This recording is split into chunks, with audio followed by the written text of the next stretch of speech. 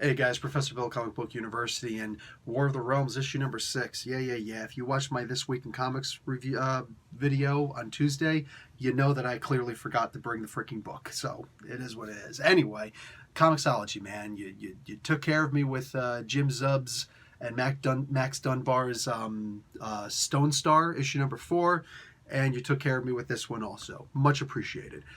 I had to buy the freaking books. So they didn't do anything for me. They were just there.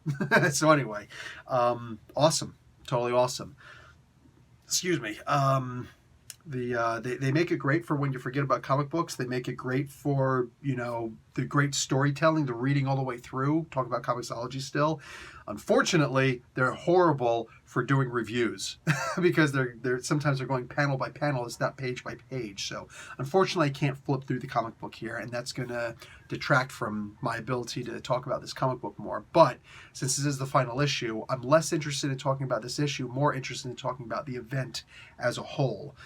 I know I don't have all my reviews up yet if you're seeing this early for War of the Realms, but I'm getting there. Make sure you check the description below. That has all of the issues of the event in the order that they gave us, not the order that they came out necessarily, but in the order that they gave us, broken up by the 3 different acts of this play. And this is like a huge play. But yeah, and then you see the links to my reviews for each one of them. And some of them are really crucial, so pointing that out. Anyway, this is Chapter 6, The Storm of Thors, written by Jason Aaron, drawn by Russell Dauterman, colors by Matthew Wilson, lettered by VC's Joe Sabino. Arthur Adams and Matthew Wilson did the cover art. A whole bunch of people did the variant covers. Sorry, not getting into all that. And Patrick McGrath did the logo and the realm symbols. And Patrick McGrath deserves a huge round of applause and possibly, like a bigger thank you from Marvel, because a lot of people were not interested in yet another event from Marvel because we get multiple per year. I can't even put a number, like minimum of 4.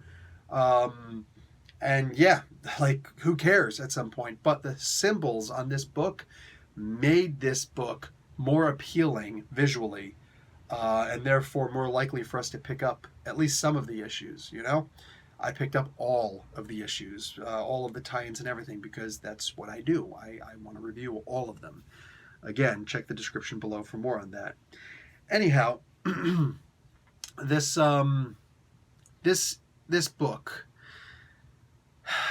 book has consequences that will reverberate. I'm going to compare this book to the Infinity Gauntlet 6-issue limited series and all of their tie-ins also. It was not as good as that, but the people involved in that book, especially Jim Starlin, had a lot more experience in the comic book industry than Jason Aaron has. So that can't be overlooked. That can't be ignored. Aaron still did a really, really terrific job in this. As a person who plays Dungeons and Dragons, I recognize a fellow storyteller, because anybody who plays Dungeons and Dragons or any of the other games like that, the RPG pen and pencil games, you know that we're all storytellers. And if you're a dungeon master, as I am, you really see that coming through. And this issue, more than anything else, a lot was set up in this book. There's a lot of superfluous stuff. There's a lot of annoying nuance. And there's a lot of important nuance that almost sounds like an oxymoron. Well, because it is, but I think you get what I'm saying. Thor loses more in this issue than he about balances. You'd think he's going to gain his arm back in this. No, not only does he not get his arm back, but he also loses an eye. That's permanent. I mean, of course that's going to change at some point or another because, duh. If somebody ever says, hey, Professor, would you like to write Thor? I'd be like, sure, but I want all his freaking body parts back. I'd be like, okay, we'll tell the current writer to, put everything back the way that, it was prior to such and such in order for you to do such and such. Okay, thank you. Appreciate that. Thank you very much. Or maybe I would just write a epic story that would show how he got all the stuff back. Anyhow, the idea is that, yeah, we can see how all this how all this works out. Thor did get Mjolnir back. No, it will not continue looking like this. Just look at future issues. You will see that it does not maintain that vine look, that withered tree look, the tree branch look. It will go back to the normal handle that it was before. Piece of Yggdrasil, which is perfect. More than this, he gains a new title. I like that, because that's important. How long will it stay like that? Who knows? Until somebody else comes along and says, no, I want things to go back to the status quo. Okay, cool, man. Cool. And everybody who's going to jump on the new title has the right to do that. So it is what it is. It's important to always remember, the old writers know this better than anybody. But the current writers, either they know this or they're learning, and the future writers will learn that everything in Marvel and DC, they're just toys on a shelf, and you could, if you're allowed to, if you ask permission, or if you're assigned to, you can pull down the toy, you can play with it, you can beat the crap out of it, but at the end of the day, you have to put it back the way you find it. Look at all the crazy things that happened with Spider-Man in Dan Slott's 10-year run. We thought it was going to be a tenure at some point, for crying out loud. He just wasn't quitting, and he was promising 2 more years on it. I don't know if that was a psych ad or somebody was like, but everything that happened and what happened at the end of the day, at the end of the whole run, Spider-Man just goes right back to working for the freaking Daily Bugle again. I look at it in a different capacity, but nonetheless, that's what happened. He became a guy working at the Daily Bugle again. Wow. Whether it stuck or not is beside the point, but that's what he did. He put the toys back pretty much the way he found them.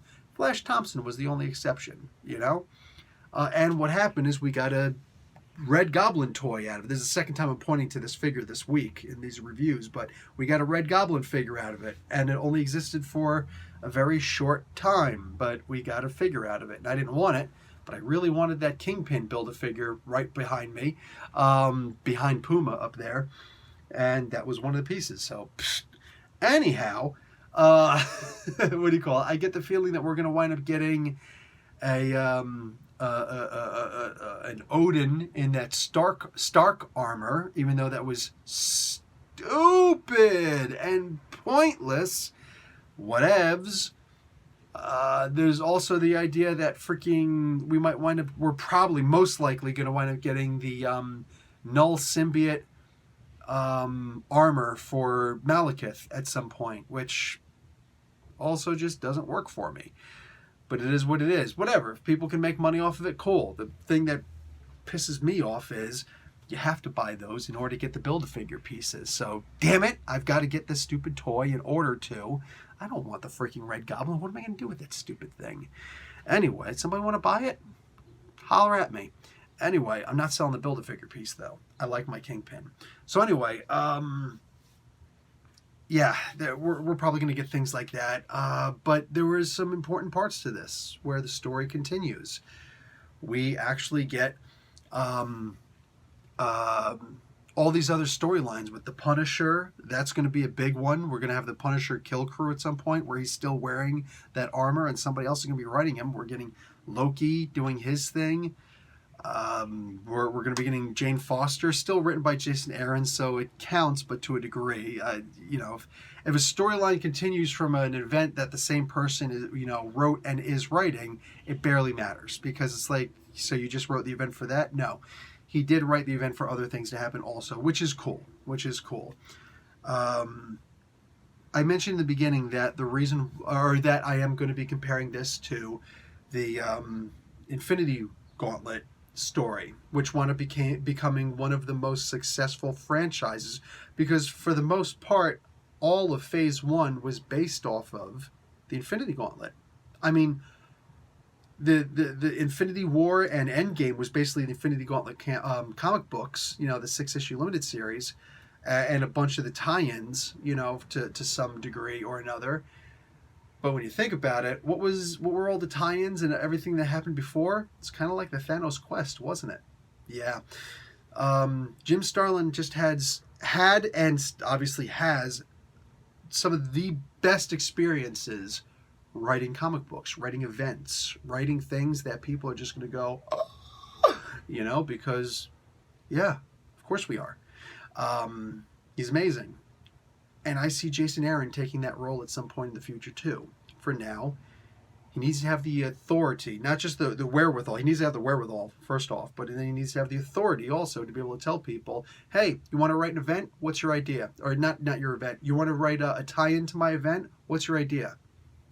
Yeah, that sucks. Sorry. No, you can't do that. Bye. And just, no, you can't have the dressing over top stating that this is a tie-in for my event because you're just going to detract from my story. And many of the events did detract from the story. Facts. It's facts. They're provable. They're evident. Look at the reviews below to see more on that. But some of them were actually crucial. We're talking potentially game-changing for all of comic books to come. So there's that. I could ramble about all the things that happened in this book.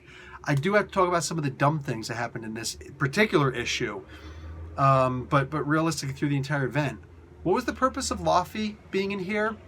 He ate things. That's really all he did. All he did in this entire series this entire event was he ate things. Some things which came back, some things which, no, pretty much everything came back. This was dumb. This was dumb. Like, who's gonna, if this gets made into a movie, like the Infinity Gauntlet books were made into movies, if this gets made into a movie, who's going to play freaking Laufey? You know what I'm saying? Sorry, Anthony Bourdain is dead. It'd have to be Weekend and Bernie style to do that. What other chef? Like, what, are we going to get like one of the Iron Chef guys to do this, or that Hell's Kitchen guy to come in and do, like, who's going to do? Maybe get Rachel Ray. How about Martha Stewart? Can Martha Stewart play freaking King Laufey in this? Because all this goofy son of a gun did was eat things. It was dumb. He was not a threat. He was not terrifying. Seeing him on the street in real life was one thing, but reading this in the comic book, I didn't feel like anybody was in any real danger. Oh my God, he ate Loki. Okay, but then he just came right back at the end of this. This is one of those things where it's like the event didn't really mean anything for that. Loki didn't resurrect. He was there the whole time. Maybe he did resurrect, and who cares? Just not cool, man. Not cool. A lot of things in here just didn't make any sense, but a lot of things did. And that's the thing. In this world, this comic book world where DC and Marvel, you've got all these toys on the shelves and you eventually have to put them back the way you found them. It's very rare to have this rare beast called character development. But that's exactly what we had with Thor in this. Thor actually developed as a character. This is stuff that can't be taken back. Unless you mess with it with time travel, Age of Ultron or something. But this is something that doesn't need to be taken back. This is something that doesn't need to change once he decides to put Thor back up on the shelf and pull down a different toy to play with. He's refusing to put Jane Foster back. I'm just saying, I think he's got a crush. This is going to be like a Chucky Child's Play scenario coming up pretty soon. But real talk, he was actually able to develop Thor as a character in this event. Not just in this event, in this 7-year run. Not too shabby. Not too shabby. The things that happen to Thor are relevant. They matter. They will echo throughout. They're things that people will come back to at some point, because why wouldn't you as a writer? So he accomplished a lot in this.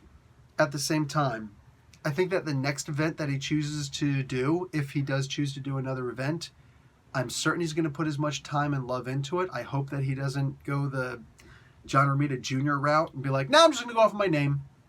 That's it. I don't need to draw well anymore. I'm just going to go off my name. I hope that he stays and just chooses to continue defending his name, his good name, and make another really cool event. But I hope that he's given more authority to be able to say, I don't need you doing a tie-in event for my story, because I just don't like it. Sorry. No hard feelings. Yeah, that's what and more people being willing to say, you know what, I'd like to do this. I mentioned Jim Zub earlier because Stone Star, I'm going to mention him again. Jim Zub has the best mentality when it comes to the balance between self-aggrandization in, doing a tie-in event, like building up your own story, while at the same time doing service to the story itself and actually making it matter. I don't think that anybody in the comic book industry today does it better than Jim Zub. So, more Zub-like ideas, and less of that's what the comment section is for. Less of some of the other ideas that existed. Anyway, this was a good story. It was relevant. That was impressive as all hell, with one L, of course.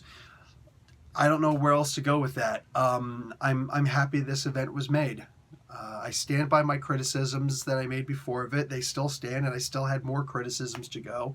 There are still things that you could critique in this comic book in a negative way, But at the same time, I think that the benefits far exceed the consequences, the cons of this. This was a good event. All right. At the end of the day, it was a good event. I think that for the most part, we could have just skipped all of the tie-ins and just kept with the regular 6 issues, but it is what it is. Genuinely, it is what it is, and I'm looking forward to see what happens next, because there's a lot that should be happening next. Anyway, guys, Professor Bill, Comic Book University, class dismissed.